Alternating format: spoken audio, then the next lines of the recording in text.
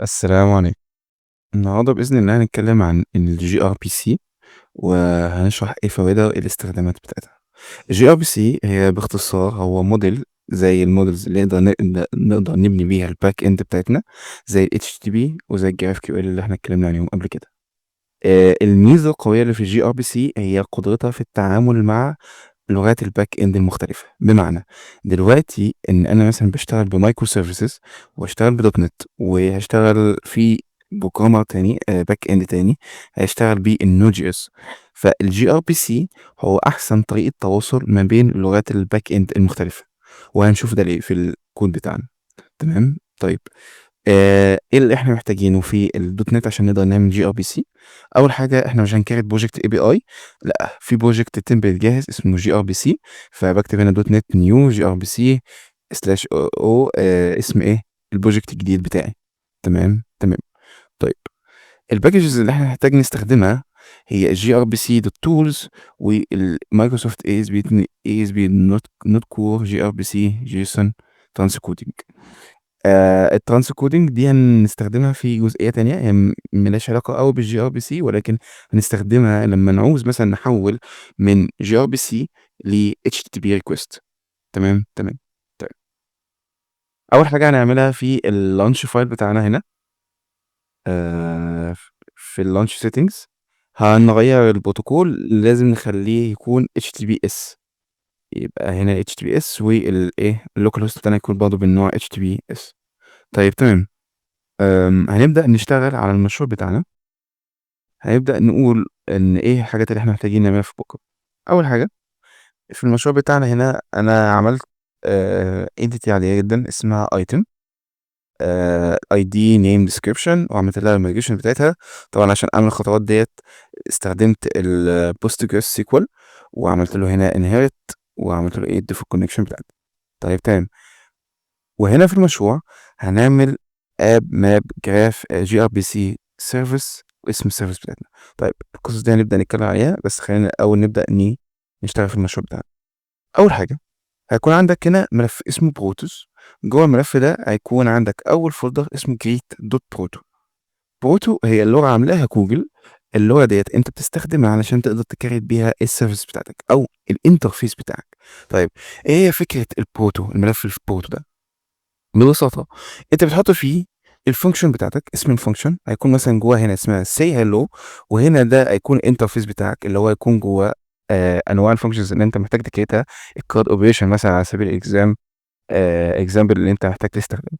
طيب، هنا السي هلو، هنا انا بديله الريكوست، الحاجه هتتبعت لك في الريكوست، وهنا برجع له الحاجه اللي بترجع لك في الريسبونس.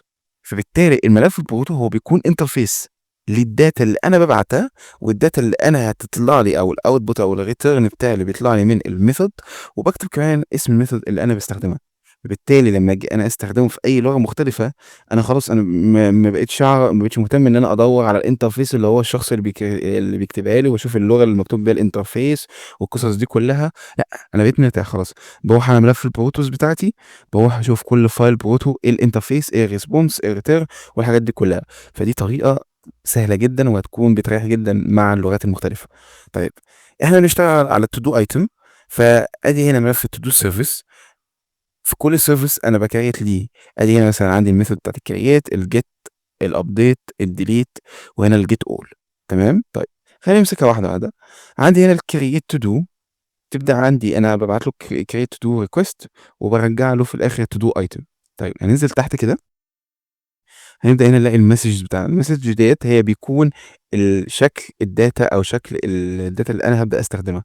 فأنا هنا باقول له to do item اللي هو الresponse بتاعنا، بيكون جاي لك integer الID والstring title والstring description والdata دي. طيب، إيه الأرقام؟ إيه 1، 2، 3 ده ترتيبهم. ده هيكون أول واحد، ده هيكون تاني واحد، ده هيكون تالت واحد. طيب، فبالتالي كل ما أنا آجي أستخدم حاجة فأنا بابعت له الحاجات ديّة. طيب في create to do request بابعت له الtitle والdescription. طيب فين الID؟ الID بيتكريت تلقائيًا في الdatabase بتاعتي، الdatabase بتكريته تلقائي. طيب تمام. طيب خلّينا هنا في الget to do. get to do نفس الموضوع، بابعت له هنا to do ID وmessage اسمها to do ID وبreturn message اسمها to do item. هنا في نرجع ننزل تحت ادي المسجز اسمها to do id، ببعت فيها الاي دي فقط وبرتين التو دو ايتم بتاعي، وهكذا ببدأ اكريت كل ار بي سي، كل ميثود بتاعي بسميها الاسم اللي انا عايزه. بعد كده بكتب المسج اللي هي يكون فيها الريكوست، وبكتب المسج اللي هيكون فيها الريسبونس، وهكذا. طيب في بعض الاوقات انا مش عايز ارجع حاجه، انا عايز حاجه ارجع فاضي، يعني ريتيرن فاضي مثلا، فما ينفعش هنا في الار بي سي ان انا اديله حاجه null empty او null، فبكرت ار بي سي empty هنا وما برجعلوش حاجه، ده هيكون حاجه فاضي خالص. طيب تمام. هنا نفس الموضوع في الجيت اول تو دوز، هنا مفيش حاجه هتتبدل في الريكوست فاضي ان هو هيجيب لي كل الداتا. وفي الريتيرن بتاعي انا برجع هنا الايه، الريبيتد تو دو ايتم. الريبيتد تو دو ايتم لان هو هتتكرر، دي حاجه هتكون ليست، فالريبيتد تو دو ايتم تو دوز وواحد. طيب تمام.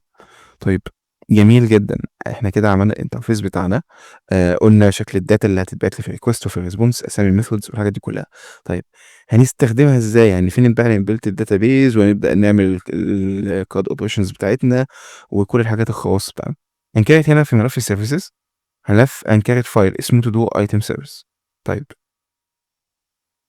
طيب علشان قبل اي ملف، انا اي تعديل انا بعمله في ملف بروتو علشان يسمع لازم اعمل to do دوت نت بيلد، لازم ابيلد المشروع بتاعي علشان يبدا المشروع، التعديلات اللي انا بعملها في البروتو تسمع عندي في البروجكت كله بشكل عام.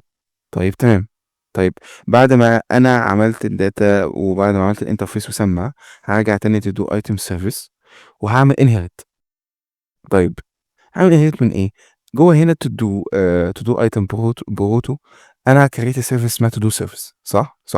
طيب فباجي هنا inherit من to do service دوت to do service base، فدي حاجه الجي ار بي سي هي بتديلك جاهزه. انت لما تيجي تبص عندها هنا هي حاجه بتكريتها لك الجي ار بي سي، عشان كده أنا قلت لك انت محتاج تبلد المشروع علشان تبدا تبص على الحاجات ديت. تمام.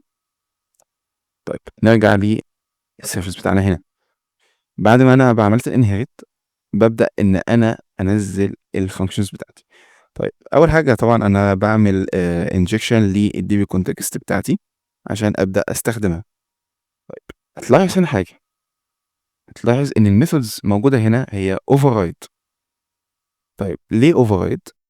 لإن ببساطة أنت بتمشي على الtemplate بتاع الinterface اللي أنت منهِّت منه، أدي create to do لازم بنفس الاسم، ومش كده بس، أنت كمان عندك الrequest والresponse هُم بيكونوا من الmessages اللي أنت عملتها في ملف الproto بتاعك. تمام؟ طيب تمام. ملف الproto بتاعي أنا عندي كل حاجة أنا بimplementها في ملف الto do item بتاع الservice.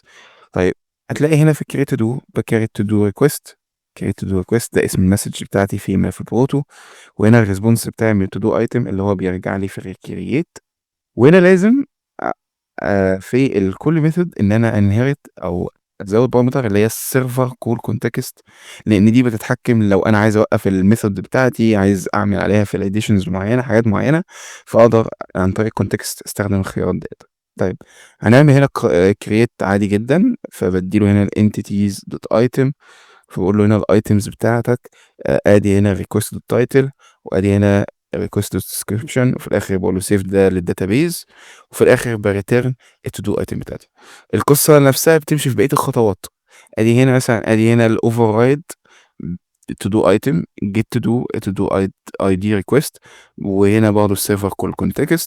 هنا بقى create الفار item بقول له find by id، لو هو موجود تمام رجع لي ال to do item بتاعتي، وهكذا نمشي في الخطوات عادية بنكريت الكارد اوبريشن بتاعتنا زي ما هي زي كل مرة. طيب نرجع للبروجرام دوت سي اس. جوه البروجرام دوت سي اس علشان بقى اخلي ان السيرفيس بتاعتي دي تسمع وابدا استخدمها في البوست مان، هبدا اكتب اب دوت ماب جي ار بي سي سيرفيس، واكتب هنا تو دو ايتم سيرفيس. نفس القصه لما كنت انا بستخدم المينيمال اي بي اي. تمام. طيب خلينا نغني المشروع. دلوقتي لما احنا عملنا غني المشروع هنروح هنا للبوست مان، هنقول له هنا نيو، هقول له انا عايز اعمل جي ار بي سي جديد، هقول له هنا الهوست بتاعي ادي ده اللوكال هوست اللي هو موجود عندي هنا عشان حتى اشوفه، ادي ده اللوكال هوست 7131. واخلي ان ده يكون enable TLS. تمام. بعد كده هنا بقول له انا عايز select method. طبعا احنا اوريدي عاملين لها implement، بس خلينا نكريت نimport وكاننا هنضيف واحد جديد. هنا import واحد جديد، هقول له ده to do item dot proto، ده ملف البروتو اللي احنا كريتنا فيه الانترفيس بتاعنا. هقول له اوكي open. تمام. هقول لك ده اوريدي موجود. تمام. فبعد كده بتدي له الاسم، بعد كده import as API. تمام تمام. طيب خلينا نرجع تاني هنا. هنقول له انا هختار التودو بتاعي. تمام. ولما انا باجي هنا اختار التودو هتلاقيه نزل لي الميثودز اللي انا عايز استخدمها. عندي الكرييت، عندي الجيت، عندي الابديت، عندي الديليت، عندي كل حاجه. فخلينا مثلا نستخدم الجيت اول تو دوز. طبعا هي امبتي، مفيش اي حاجه بتتبعت، فهدوس هنا انفوك. ولما انا هدوس انفوك هو المفروض هيرجع لي ايه الداتا بتاعتي. طيب خلينا مثلا نجرب جيت جيت تو دو. وهنا المفروض الجيت تو بتاخد مني اي دي، والاي دي ده هيكون بواحد، عشان هنا ده الاي دي الموجود. لما يجي هنا ادوس انفوك برضه ارجع الاي دي بواحد. عايز اكريت اقدر اكريت، عايز اديليت برضه نفس الموضوع، بياخد برضه الاي دي. وهنا عمل لي ديليت ان انا، وكمان الريتيرن بتاعه يكون امبتي. فهقدر اعمل كراد اوبريشن. فالجي ار بي سي هي سهله جدا في الاستخدام، وبالعكس بتدي لك مميزات كتيره جدا في التعامل مع انواع الباك اند المختلفه. ان انت خلاص بقيت بتبص على الملف ده سهل جدا، بقيت عارف كل كل ميثود بتمشي ازاي، او كل اي بي اي بيمشي ازاي معاك. وكمان كل ريكوست وكل ريسبونس بيكون شكله عامل ازاي من المسجز. طيب جميل. طيب انا دلوقتي بعد ما انا عملت المشروع جي ار بي سي، انا عايز برضه ان هو يستخدم كاز اند بوينتس، عايز يستخدم از اتش تي بي ريكوست. فهنروح نستخدم من جوجل عامله ملفين جيت هاب، هنبدا نحملهم ونستخدمهم عندنا في البروجكت. ملف اسمه اتش تي بي وملف اسمه انوتيشن. الملفين دولت من سيرت بروتو برضه. هاخدهم كوبي وهحطهم بيست. هحط لكم لينك الويب سايتس او لينك الجيت هاب الفايلز ديت عشان تقدروا تاخدوها كوبي وتنزلوها بعدين في الديسكربشن بتاع الفيديو، وتقدروا تستخدموها. ونرجع هنا تدو ايتم تاني. خلاص هبدا اجي هنا اقول له افتح بقى الكيرلي باكتس بتاعت كل ميثودز، وهنا اقول له هنا اوبشن، واقول له هنا جوجل دوت اي بي اي. ده الملف بتاعي مكانه فين؟ جوجل دوت اي بي اي دوت ملف ال HTTP. بقول له هنا بقى، بقول له يساوي، بديله هنا البوست، واقول له هنا ده الباث بتاع البوست. والبادي بقول له ان هو يقدر ياخد كل حاجه في البادي، كل الحاجات المطلوبه في الريكوست بتاعك. فبكتب نجمه فبيخليه يجيب لي كل حاجه اللي مطلوبه في البادي. وهكذا هنا عشان الاي دي هنا بياخد اي دي، فبكتب هنا في الباث ان هو المفروض بياخد اي دي، وهكذا. طيب نرجع للبوست مان. لما نيجي هنا مثلا ادي ده ال HTTP، نفس اللوكال هوست بتاعي، نفس ال 7131، وادي الباث اللي احنا سميناه /version1 to do's. ولما ادوس هنا send تلاقي ان هو رجع لي احنا خلاص عملنا ديليت. فخلينا مثلا هنا نستخدم ان احنا نضيف واحد جديد. فهكتب هنا التايتل، وانا عايز كمان اضيف description. تمام. خلينا مثلا نسميه هنا نفس الحاجات، وهدوس هنا invoke. تمام. ضافولي باي دي جديد. لما اجي هنا اجيت، بيجيت والجيت شغاله عادي جدا. فالجي ار بي سي كمان بتدي لك الميزه ان انت تقدر تستخدم ال HTTP request، وتقدر كمان تستخدم الجي ار بي سي لو انت عايز تستخدمها. طيب كمان عشان زي التأكيد احنا عملنا دي عن طريق اي باكج. في باكج ساعدتني في الموضوع ده، باكجز اللي هي جيسون ترانسكودنج، هي دي اللي حولته لي ل اند بوينتس HTTP request عادي جدا. تمام. الجي ار بي سي هي حاجه مفيده جدا، اتمنى ان هي تكون عجبتكم. ولو عندكم اي سؤال فيها في طرق استخدام معينه تقدروا تكتبوا لي ده في الكومنتات. شكرا جدا لكم.